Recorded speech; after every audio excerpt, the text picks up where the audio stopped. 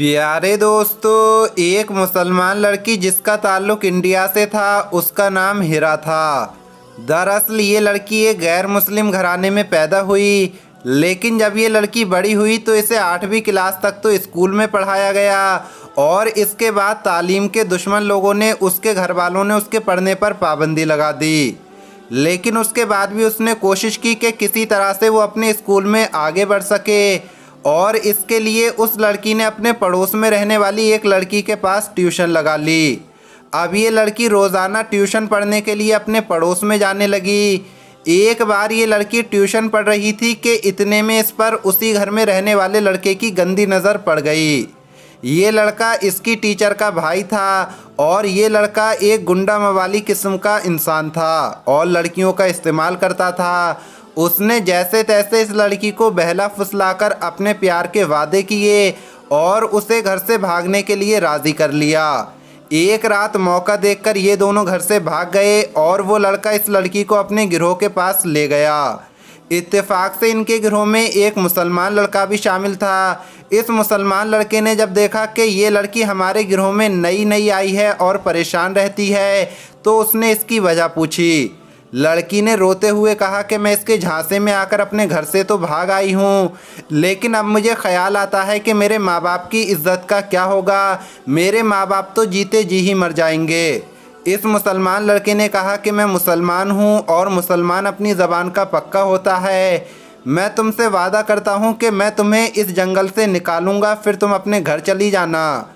चुनांचे प्यारे दोस्तों, कई रोज़ की मेहनत के बाद जब वो मुसलमान लड़का इस काबिल हो गया कि उसने तमाम गिरोह को अपने हाथ में ले लिया, तो उसने लड़की से कहा कि तुम मेरे घर जाओ और वहाँ जाकर सारा मामला मेरे भाई से बयान कर दो। वो तुम्हें पुलिस स्टेशन छोड़ देगा और जब तुम पुलिस स्टेशन चले जाओ तो वहाँ ये कहना कि ये लड़का मुझे ज़बरदस्ती यहाँ पर लेकर आया था।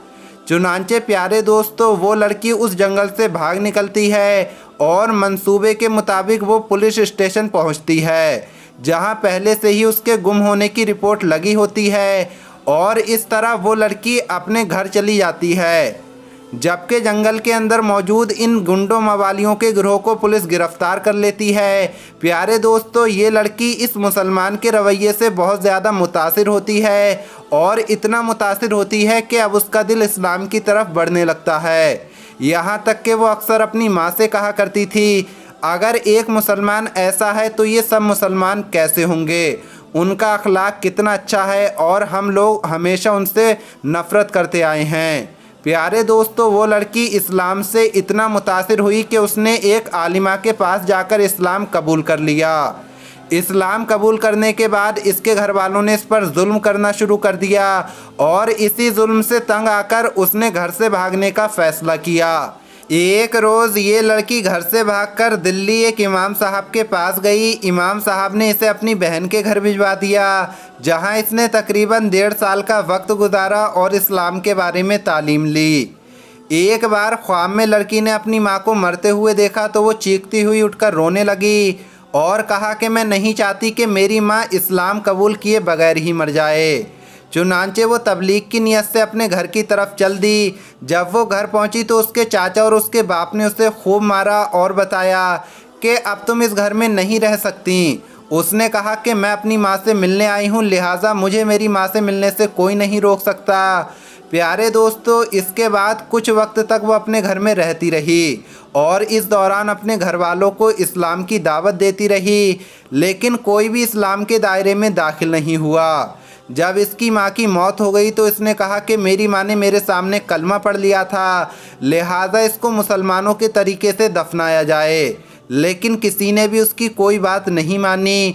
अब इस लड़की की वजह से अक्सर घर में लड़ाई झगड़ा रहना शुरू हो गया। एक रोज़ तंग आकर इस लड़की के चाचा और इसके बाप ने ये मंसूबा बनाया कि एक गड्ढे में इसको डालकर ऊपर से मिट्टी डाल दी जाए ताकि हमेशा के लिए इसका किस्सा ख़त्म हो जाए।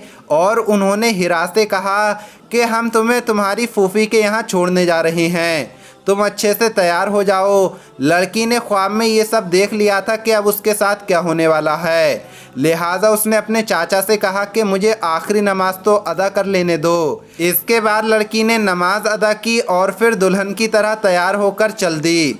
जब उन्होंने रास्ता बदला तो लड़की ने सवाल ना किया, क्योंकि वो जानती थी कि अब उसके साथ क्या होने वाला है। जब ये लोग गड्ढे के करीब पहुंचे तो उसके चाचा ने उसको ऊपर खड़े होकर धक्का दे दिया और वो लड़की गड्ढे में जाकर गिर गई।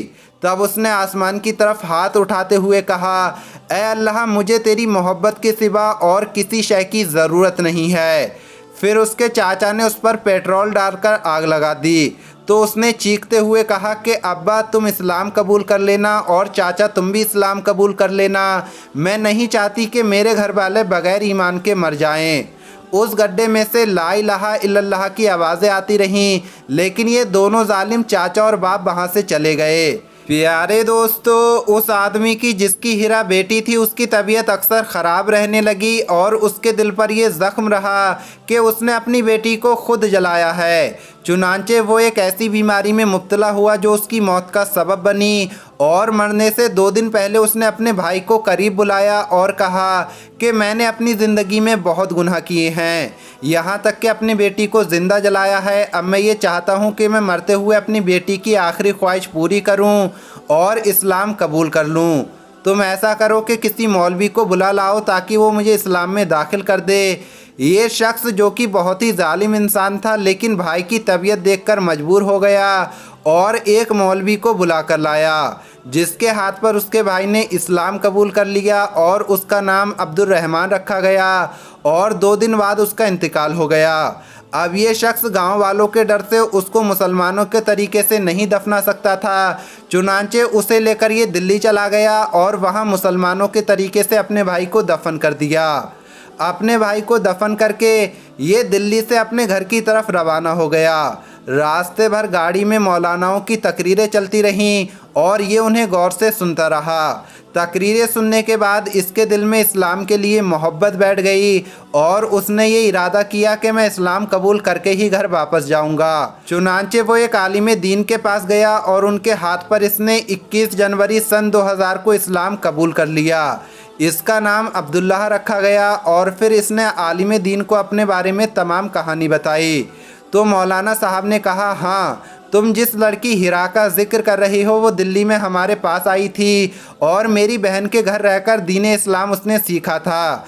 चुनांचे अब तुमने जब इस्लाम कबूल कर लिया है तो इससे पहले तुम्हारे जितने भी गुनाह हैं सब अल्लाह ने अपनी रहमत और करम के ज़रिए माफ़ कर दिए हैं।